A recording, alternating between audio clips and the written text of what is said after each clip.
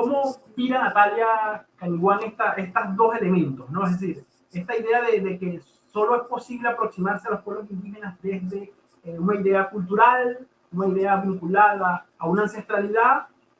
y luego después esa idea de una separación entre Occidente y los pueblos indígenas.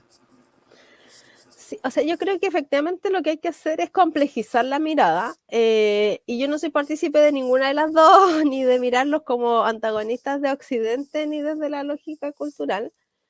porque además tenemos que ser súper conscientes de la realidad actual de los pueblos indígenas, y es que están inmersos en sociedades mayoritarias que se impusieron, y reconozcamos todo lo que ha pasado, pero eso generó cambios en la población indígena y generó nuevas dinámicas, y si no entendemos esas dinámicas actuales, es muy difícil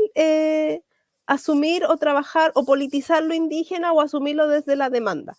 Y en ese sentido yo soy más bien como bien contraria a los discursos esencialistas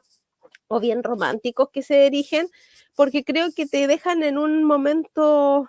por así decir, más pasivo, o no te permiten actuar porque no tiene los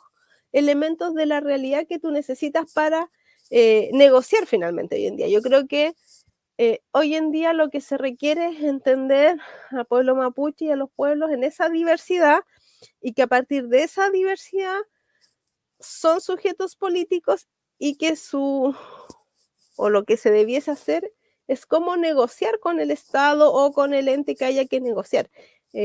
Y ahí se valen las estrategias políticas diversas que uno pueda tomar, estrategias también por lo demás muchas veces occidentales, o muchas veces venidas de la academia, venidas de quienes estamos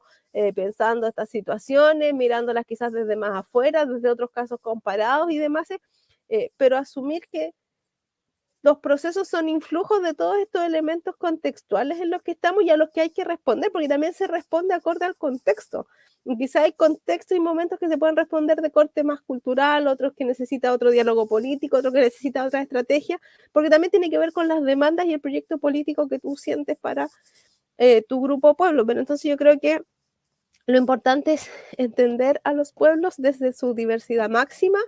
y que yo también siempre lo digo, ¿por qué si aceptamos tan naturalmente que las sociedades occidentales, por así decirlo, sean diversas? Porque nadie cuestionaría que ser chileno es ser diverso.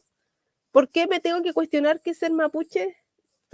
no pueda ser diverso? O sea, yo siempre, como es el tema, o sea, ¿por qué los otros pueden ser diversos y los indígenas no? Porque creo que eso también es una mirada súper paternalista y súper colonial, porque es como yo los quiero imaginar, pero no es asumir la realidad. Y mientras no asumamos la realidad, es bien difícil avanzar, porque estás chocando con una cortapisa. Es como decir, no, los mapuches, por decir un ejemplo,